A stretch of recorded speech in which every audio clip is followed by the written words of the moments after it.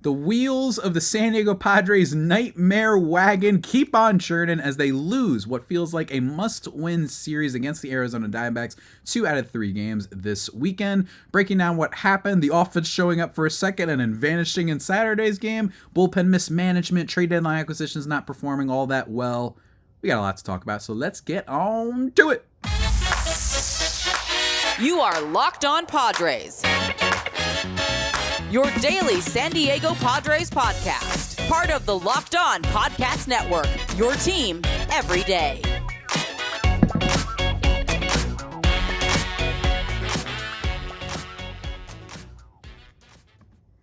Greetings, ladies and gentlemen, and welcome to another edition of Locked On Padres podcast, which is part of the Locked On Podcast Network, your team every day for Monday, August 14th. As always, I'm your host, with sometimes, occasionally, but certainly not always the most, Javier Reyes. You may be familiar with some of my baseball-related work at Just Baseball, where you can check out. I'll be writing about Ha-Seong this week, just to kind of like have a little fun, get a little excited about something that isn't, sad misery, which we'll be getting into today.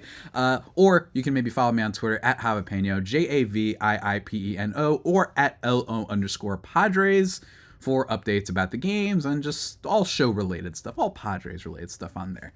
My account will not necessarily be as Padres-related maybe this week, which you will see on probably Tuesday, but we'll see. Today's episode, guys, is brought to you by GameTime. Download the GameTime app, create an account, and use code LOCKEDONMLB for $20 off your first purchase. Last-minute tickets, lowest prices, guaranteed over at GameTime. Woo! I mean, you heard from the intro. We're doing another series recap, guys, and what can I say? The Padres just failed to disappoint. Depending on what your expectations are, they really don't disappoint. Losing 2 out of 3 games against the Diamondbacks this weekend. Look, it's funny. I've actually had like a couple people, just listeners of the show, and thank you everybody who does enjoy the show. I know I got a little bit cooked for my Friday episode with Ty over at the Mariners channel. I talked a little bit too much on that one. I'm just so used to it. But thank you for listening to the show. And some people reached out being like, "How do you cover like this madness every day?" Well, I've gotten a lot of reps. You know what I mean? I've been doing this podcast for this is my 4th season now, so I've gotten a lot of reps and know how to, at minimum, just be able to put out an episode, right? Even if I'm super busy, even if I miss a couple things, like I've gotten used to it. But it is also true that it's tough with this team every year because it's like clockwork, and we're going to talk about it. But, Friday's game, offensive explosion, a lot of guys show up. You even get a home run from Xander Bogaerts. And then what happens the very next day, and I had literally tweeted, now what happens is they lose 0-1 the next day. And that's what sort of happened. They lost 0-3. And then they blow a lead in Sunday's game. So it's just not, there's so many things though. Like, this is a really complicated, and I'm not saying that in like a patronizing way if it comes off that way, like that it's more than just one or two things. It's not just we stink, we keep targeting the wrong players. It's not just Sander has been a bust. It's a lot of things. And I think that that's what makes it so maddening is like it feels so far away. Like the fact that last season the Padres were, like 2 games away from a World Series, or at least going to the World Series, I should say. And then for you to follow that up with this season where it just seems like a bunch of overpaid players coming out and finding new ways to lose, then that's what it feels like, man. Like it's been really tough to watch, and we have to recap. It's just what we do. And we're going to start with Sunday's game because that was the most recent. The Padres lose 5-4 behind a nice bounce back start from Mr. Seth Lugo. 5 innings, 2 earned runs on 6 hits, no walks, which was big, 4 strikeouts. His ERA got a little bit bloated, understandably bloated, after the Dodgers game in which he gave up 8 runs and 3 1/3. It was really rough. Obviously, I talked about this last week about when the Dodgers fans love to flood my YouTube comments, just talking about, they take a 5-0 lead and then they blow it 8-5 and then they just stay quiet for the rest of the game. You even have Juan Soto making his comments, and like it was really rough. I mean, I thought he looked okay today. He wasn't giving up any free passes. He gave up a big hit, which is something that he's prone to do. Again, nothing that I'm worried about. He's a number 5 starter. I think that Seth Lugo has been an underrated, really solid acquisition for the Padres this year. But he does give up some hard contact, particularly with it was Geraldo Perdomo, who brought the Diamondbacks back into the game It was 3-0 at one point. Then Geraldo Perdomo homers, making it 3-2. And it's funny that the Padres score all their offense in the first inning. This has really been so important to understanding the lore of 2023 Padres. They take a 3-0 lead in the first inning after Tatis gets a single. He's been going through a rough stretch lately. And don't get me wrong, I'm not worried about him, partially because of his resume and partially just because of his stats. If you want to take weighted on base percentage, if you want to just look at his hard hit rate stuff not changing. Yes, he has to see more pitches, something that I've been emphasizing. He's not walking nearly as much as he should, but he's also getting a little bit unlucky.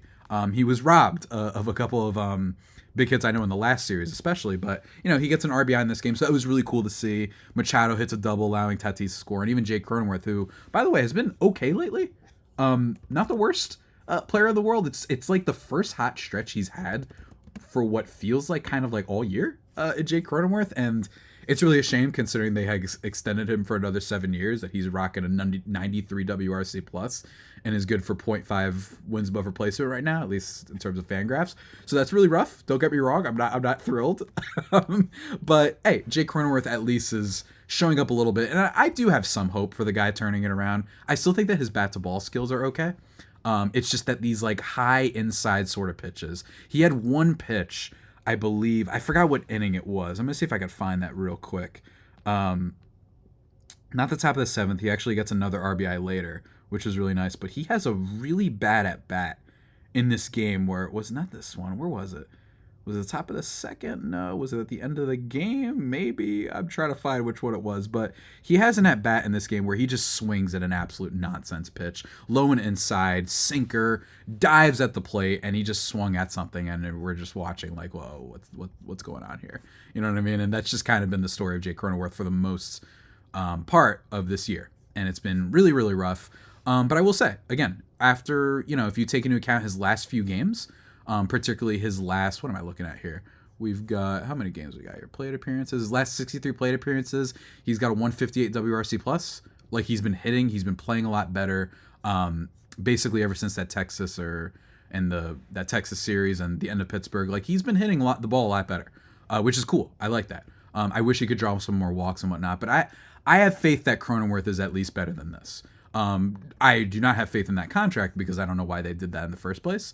But in terms of just him as a player, it's been nice to see him at least catching a little bit of fire. In fact, the Padres offense in general has been great. They're 6 in WRC plus, basically over the last month, around that range. It might have changed a little bit after the last 2 games of this series, but they've been good offensively. It just thinks that they've found new ways to lose, being bullpen, being blown leads. And in this game, I mean, you take a 3-0 lead in the top of the first, and you don't score almost for the entire rest of the game until the top of the 7th inning with a Jake Cronenworth RBI.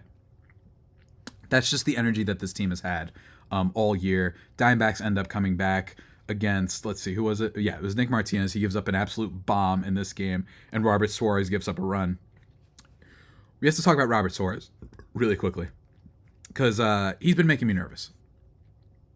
And the reason he's making me nervous is there's a stat called like called strikes plus whiffs or swinging strike percentages. There's some slight variances with those stats, but essentially it means like you're taking into account how many whiffs that someone's getting. And called strikes plus whiffs, like taking into account like, all right, this guy wasn't just fouling off a bunch of bad pitches. It was there and they just weren't able to hit it. All sorts of things. But basically, aside from just getting less strikeouts, he's not getting anyone to chase.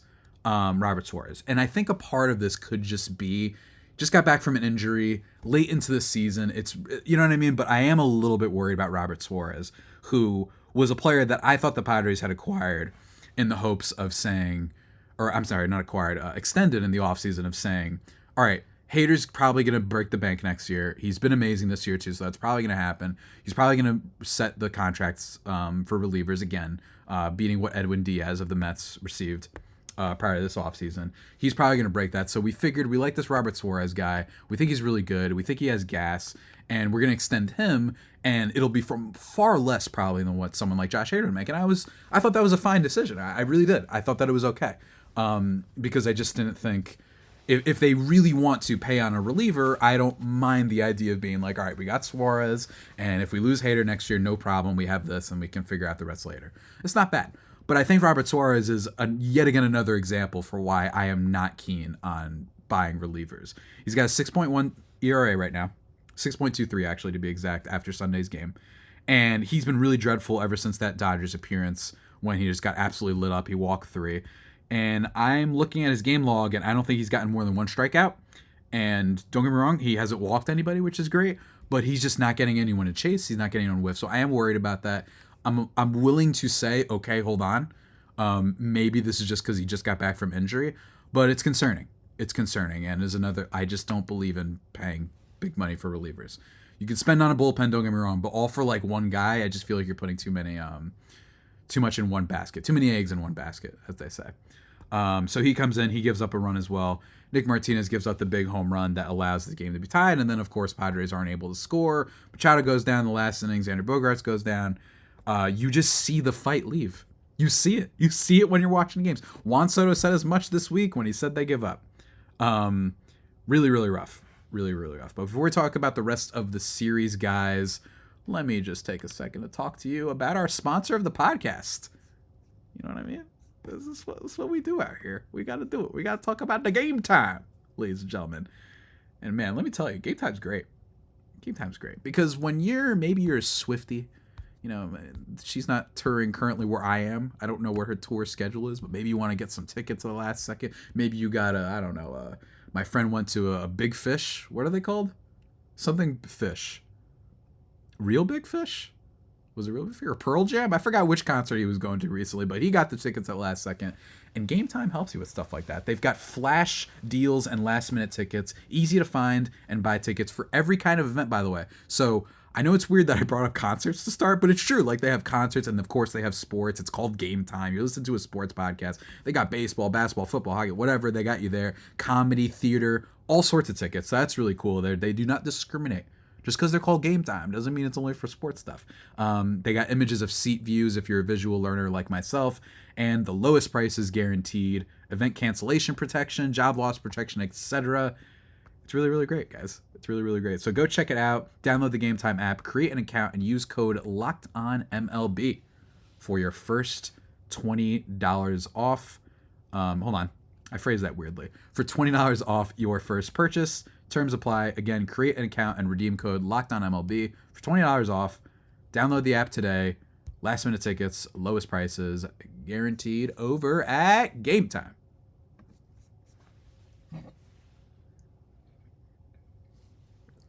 And we are back, ladies and gentlemen, here on the Locked On Padres podcast. Be sure to check us out on the SiriusXM app as well.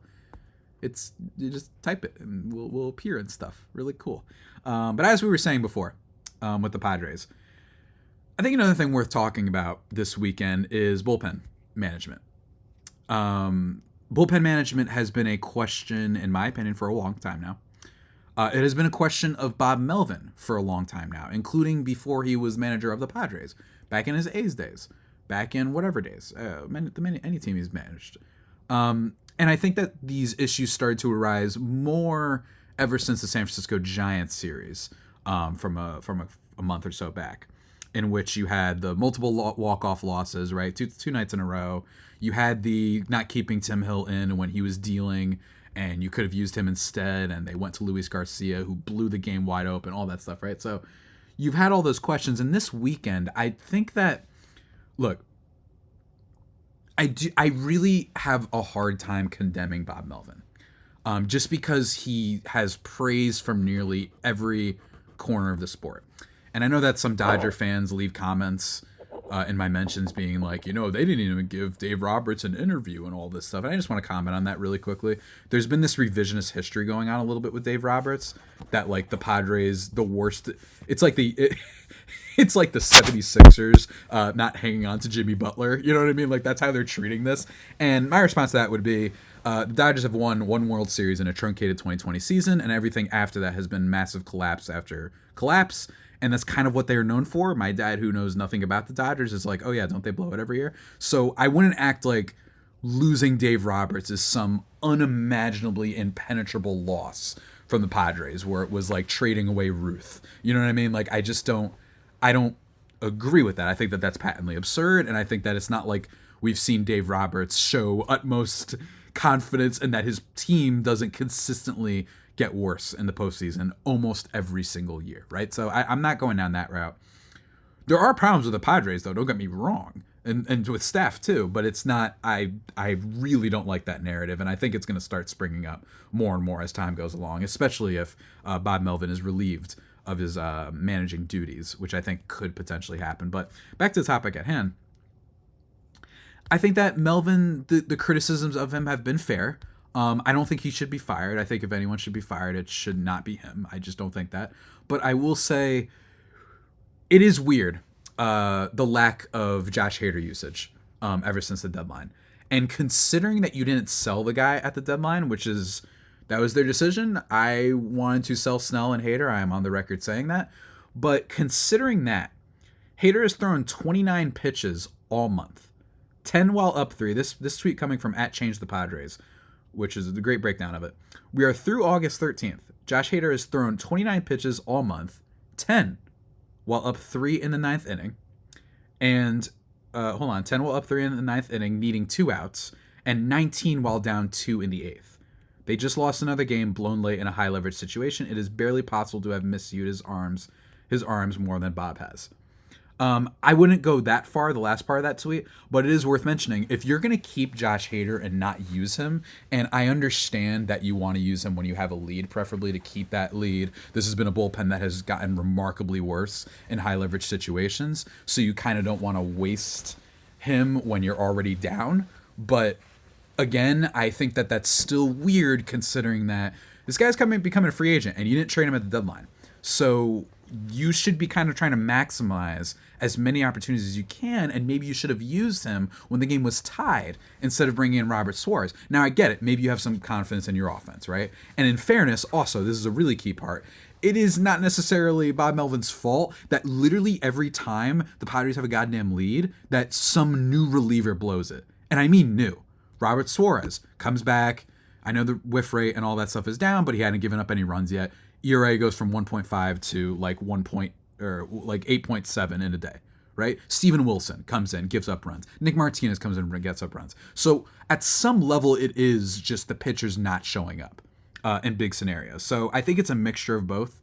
I really do. I know that's a cheap one. Yeah, again, 1.5 ERA for Suarez, comes into the Dodgers game, 8.1 by the end of it. So again, like, this is a problem. But I also do think that fundamentally this isn't like Zach Britton, Orioles, Buck Showalter not putting him in a one-game elimination. I don't know. But I also will emphasize with the idea that there is this old-fashioned thing that managers tend to do sometimes, particularly the older managers. I'm not saying it's always bad, but they really love the save stat sometimes, and they love bringing in their closer only for save situations. It's an old, somewhat antiquated belief, at least in my opinion. I wouldn't like yell at Bob Melvin about this as I keep readjusting my little blanket. Sorry about that, guys. It's cold down here. But I think that that's the thing, is that there's this kind of outdated sense of only bringing in your best reliever in save situations, when keeping the lead, keeping the game tied is also very important, especially when you're going to lose that reliever probably after the season, and you could have traded him at the deadline but didn't, implying that you were ready to use him because you think you could go on a run. Instead, they don't. And it's rough. And as I am recording, I am not kidding. If you could see my screen, it says now in the top right, the top sort of corner, you could see it. Padres are pursuing Soto Extension. According to USA Today, San Diego aggressively trying to sign Juan Soto to a new contract before he hits free agency in 2025. We're going to save that for tomorrow's episode. All right, is that fair? I think that that's fair if I save that for tomorrow's episode. That is an entire new topic to discuss. So look forward to that tomorrow, guys. That should be a lot of fun, as well as a recap of whatever happens in tonight's game. But just letting you know, don't worry, I saw the report, but I got some work to do, so that's what I'm doing for now. But yeah, Melvin's bullpen stuff, I think, is something worth pointing out. I'm just saying, before everyone freaks out, I brought up Tim Hill before. They brought him, they should have kept him in. That guy has had multiple explosions too. Like every reliever absent Josh Hader, for the most part, has found a way to blow it. Tom Cosgrove has been a nice bright spot this year, but even still, like, it's Melvin, but it's also, guys, at some level, can they just not do the only thing that they couldn't? You know what I mean? Does that make any sense? Now, maybe you could argue, what is the Padres analytics department? What is staff doing that seemingly every single time They bring in a reliever. It might have been the wrong matchup because they give up the big home run or the big hit. Maybe that's worth pointing out. And I think that points to a deeper issue of overall dysfunction within the organization. Overall, I tweeted this because someone asked me, why is this all happening? Why is it happening that all these players get worse with us? Well, we're going to talk about it after this, because I'm realizing we've been talking a lot already, and I haven't even recapped Saturday's game. We'll get into those games as well as talking about organizational dysfunction in just 1 second, guys. So a word from our sponsors. And we're back, everybody here. We are back here, everybody. Locked On Padres podcast, the only pod that may be better than the Padres themselves. It's true. Just look it up. It's been said in USA Today. Not really. Remember to make us your first listen every day, of course, and also remember to go check us out on the SiriusXM app, where you just type it in and you will find us. It's really cool. It's awesome. Shouts to SiriusXM. Let's now talk about what I was going to mention before. Really quickly, I just want to say Saturday's game, not much happened in this one. Padres went down early in Saturday's game, 3-0 loss. They had Rich Hill on the mound, 3 1/3, gives up 3 earned runs on 7 hits, 5.17 ERA. He's Rich Hill. He's older than Phillip Rivers at this point, and Phillip Rivers has been retired for like 4 years or whatever. He is older than CC Sabathia at this point, probably. Like, it's just, I don't know. That guy's name just came to mind. But I don't think that Rich Hill is like someone that they brought in being like, this guy will change things. I think they brought in Rich Hill because they were interested in G-Man Choi as being part of a platoon. And they said, yeah, I mean, with the Musgrove injuries and Waka injuries, we might as well just try and get like someone who could throw arms for us, because we don't really have anyone in the farm, which is an indictment on Preller, by the way. If you don't have any guys that you can call up or any depth that you're worried, and as a result have to rely on a 43-year-old. Now, granted, Padres rotation is still good. It's still a pretty good rotation, and it's not, this isn't the biggest weakness of the team, but again, it is an indictment, and I cannot get this damn blanket. This must be really distracting for my viewers. Okay, I'm going to stop now. I think that Rich Hill, again, I just think he was a stopgap. Now, one thing I will say is I'm wondering whether or not should they be using him as a starter, or should they be using him as like a piggyback, maybe an inning eater reliever, like middle reliever, something like that, because he gives up the 3 runs early, and Pedro Avila comes in. And he is phenomenal. He goes 4 2/3, only last 3 hits, no earned runs, no walks, 2 Ks. He's been all right for the Padres. Now, don't get me wrong. As I've said before, he will find a way in a big moment, apparently, because this is just a symptom of the bullpen, to blow a game. This has nothing to do with his abilities. I'm just saying, that seems to be the theme with this team, is a new person blows it every time. But he gives up 3 early, and the Padres are unable to do anything. Granted, it was Zach Gallen. And I got a little bit of flack for this from the Mariners host when I was saying I don't care about the Mariners starters. Padres got a hit. But I maintain it with this one as well. Zach Gallen, one of the potential Cy Young winners this year. Talked about it with Millard on Friday's podcast. But if you look at his starts, it's like he's given up 3 runs, 5 runs, 3 runs, 2 runs. And of course, his best start basically since the end of July, of course, comes against us. 6 innings, only 4 hits, 1 walk, no earned runs, 8 strikeouts. He's a good pitcher. I'm not saying that we had to light this guy up and that it's disgraceful that we only scored 3. It's not what I'm saying. They scored 0. And he was cruising. There were points when, you got Jose Azocar swinging on first pitches, popping up, just weak ground balls being hit, not making him work through counts. This is San Diego Padres, just refusing to have them actually, look like they know how to play baseball. It's just really, really rough. So again, Gallen's a great pitcher. I don't want to take anything away from him, but it's not a coincidence that like these guys who have been a little bit struggling a little bit will have their best start in a while. Luis Castillo, or not Luis Castillo. Give me a minute. Was it Luis Castillo? Logan Gilbert of the Mariners. He gave up he's a good pitcher, very good pitcher. One of my Cy Young pick before the season. And he goes 7 innings, 1 hit, 12 strikeouts, no walks. And every start before then, he'd given up at least 2 or 3 runs for the last month. And then against us, he blows up. It's not a coincidence, guys. So they just don't show up. And I put in the side notes over here on the side here that it's just funny that the offense no showed and the game literally had not showed. I don't know if there's any like funny, quirky little things that happened within the first 4 innings, but I was unable to watch it. I put out a tweet. Some of you apparently agreed, and they also couldn't get the broadcast. And the Padres put out an apology thing and said an MLB Network and all that stuff, because I could not watch the game for the beginning of it. It's just no footage, nothing. So that was rough. But in fairness, there wasn't much to watch for this game. Paul Sewell comes in to get the closing thing, and just no offense from the Padres. And again, what feels like must-win games, they don't show up. What can I say? What can I say? Just really rough overall. Machado showed up, though. I'll give him that. He had 2 doubles in this one, 3 for 4. Machado's doing everything he can to erase like Men in Black, you know what I mean, the first 3 months of his season from our memories. He's been trying, but he's the only one that really does much. Soto gets a hit. Tatis gets 1 hit as the DH. But another thing worth pointing out, the Padres, when it comes to their platoon decisions, I don't necessarily love how they've been using G-Man Choi and Garrett Cooper. I don't understand why in Sunday's game they didn't use G-Man Choi in a certain situation. Maybe they liked that Cooper was having a good game. He drew a walk. He also had a double, but I don't know. I just feel like if you're going by numbers, G-Man Choi maybe could have gone in against one of those D-backs relievers. Whatever, that's a small thing, but those guys haven't been performing well.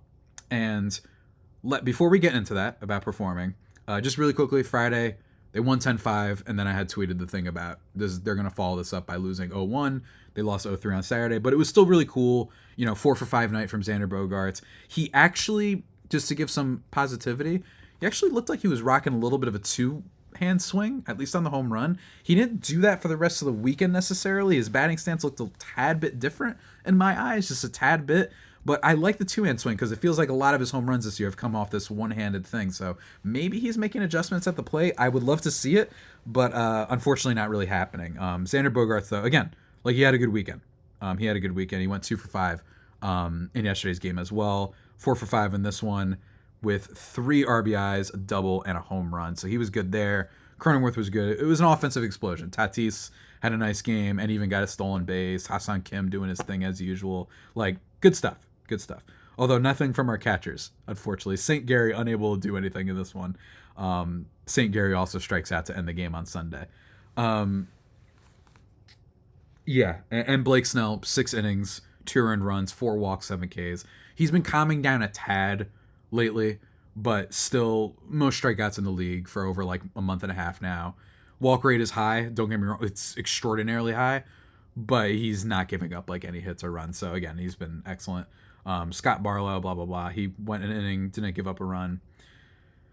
What I want to talk about now, just really quickly to end the podcast, is something that I had tweeted about, which was someone had posted, Brent Says Go Padres on Twitter, I believe posted this, and it was a image of just how the Padres trade deadline acquisitions have fared over the course of, since the trade line happened. G-Man Choi, he hasn't gotten a hit yet. Garrett Cooper was batting 100 until today when he hit the double.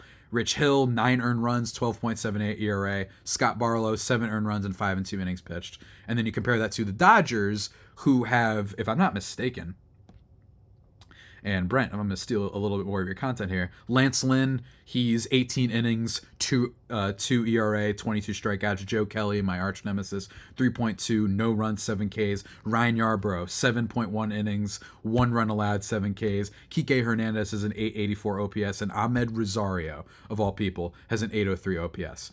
I want to just conclude this podcast by saying, and I put this out on Twitter, and I've said this before over the past few months, it is when you have consistently a problem where every single player they acquire gets worse, and I mean every player, absent your Sotos, right, like generational talent, Machado, right, like absent those guys, every single player that comes to the Padres seems to get worse.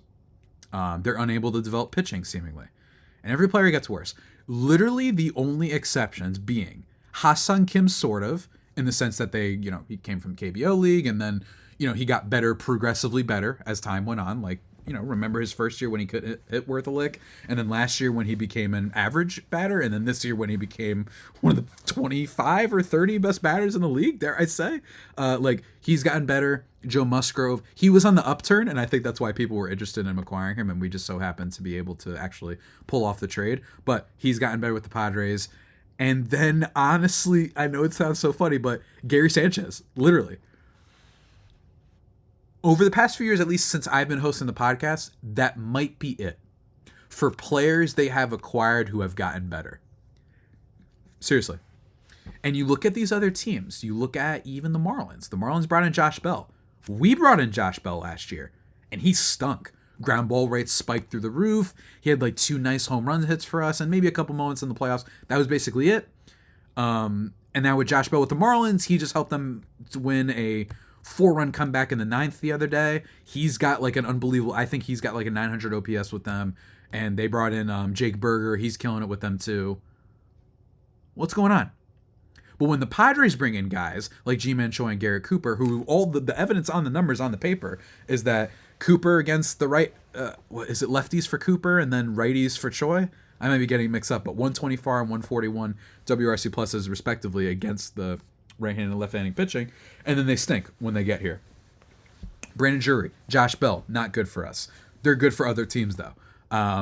Mitch Moreland they bring in. Granted, maybe he was just overperforming in the 2020 season, but he declines. Adam Frazier declines. Predictable, sure. Trent Grisham gets worse.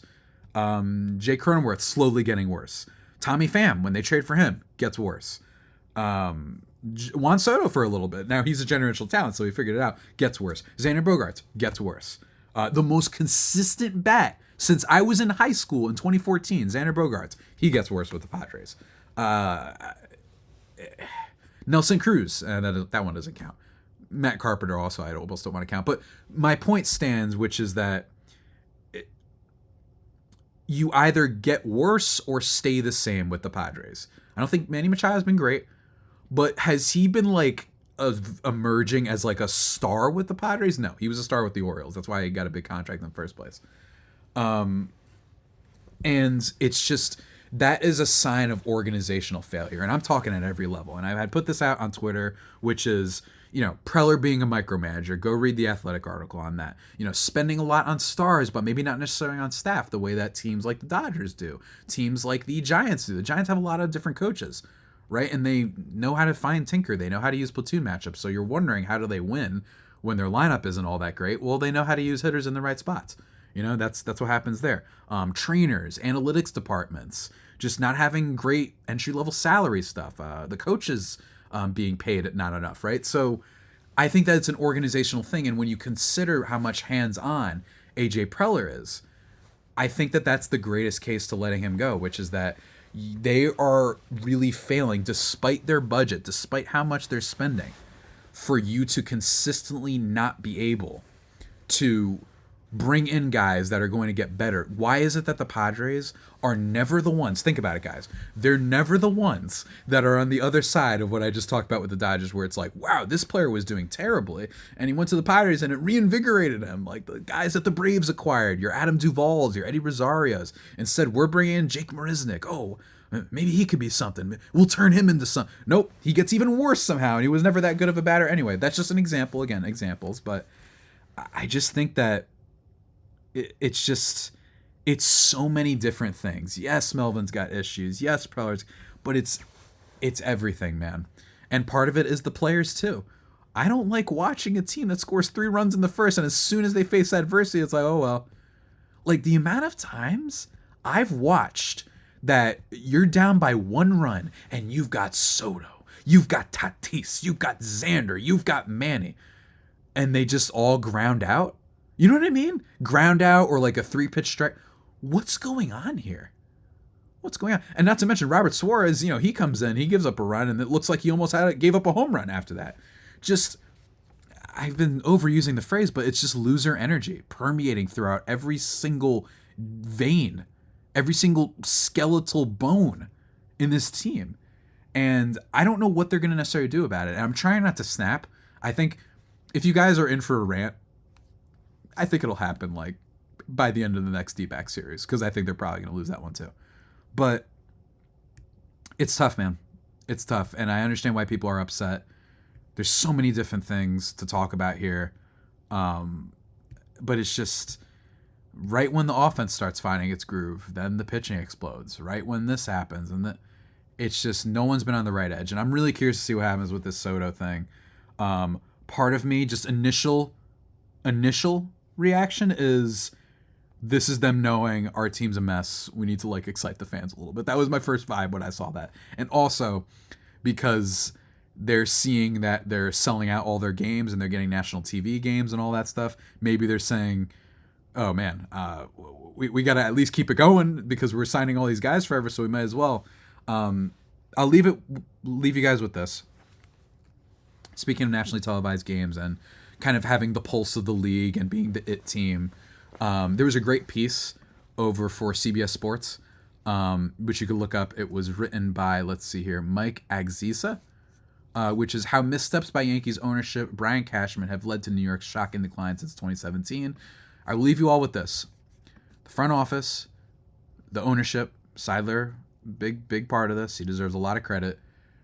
It is good that at least the Padres have the talent and they have shown a willingness to spend. And I do not think, especially since they extended Manny, signed Bogarts, extended Tatis, Darvish, Musgrove, blah, blah, blah, that they have all these big contracts. This is not a team that is done forever. And this is not a team that is showing you they don't care, like the Yankees. I definitely recommend checking out that article. Some opinions of mine were validated if you've listened to this podcast and spending and all that stuff, but at least the Padres are probably still going to be spending, or at least at the minimum, they're not going to be giving up.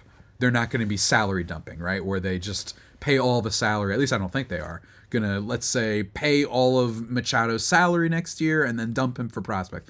I don't think that's going to happen. So at least we're better off than some other teams. And I know that's not the best thing to say is, oh, well, it could be worse. You know what I mean? And a lot of people say that for a lot of reasons. If you complain about things in the country, in the United States for me, oh, well, at least you're not that. I know that's not always the best way to walk through life, but I'm saying that in this case, keep in mind that there is reason to look up. We still got Tatis. We still got these great players. And hey, maybe we're still going to have Soto. I don't know. But it is worth pointing out that I am really worried, though, about the organization as a whole. It's just not a coincidence. It's not a coincidence that for 20 plus years, the Cleveland Browns kept missing, and I use air quotes there, on drafting quarterbacks. I don't think it's a coincidence. That's actually really hard to do. For you to make a move and miss that many times in a row, that's not you being unlucky and having got it wrong. That's organizational. It's not fluky that the Padres, everyone they bring in gets worse. It's organizational. And that starts with Preller especially. And I think that they need to seriously consider moving on if he's going to be as much of a micromanager. And if we're going to be in these situations where I'm seeing that Ahmed Rosario is a more effective player than all four of the guys we got at the deadline combined, and that Lance Lynn, who had a bloated ERA of like 7, becomes like an ace that's going to help them win playoff games now. That's what I'm saying, and I'll leave with that. But again, with that all being said, everybody, that about does it for today's edition of Locked On Padres podcast, the only pod that may be better than the Padres themselves. Tomorrow, going to be talking about this Juan Soto stuff. Got a lot of stuff to say about that. By the time you listen to this, he might have signed some extension. I don't know for sure. We'll have to see. So look forward to that. Going to be doing some game recaps. Probably going to preview the series against the Orioles. Unfortunately, my boy Connor Newcomb of Locked On Orioles is unavailable, so it will just be little old me. Me and Millard probably going to do a fun little fantasy draft podcast again, and then we'll talk about the D-back series again, which is upcoming this weekend. So, guys, still stuff to look forward to. Keep the faith, and until next time, stay safe, and of course, stay faithful, my fire faithful homies. Take care.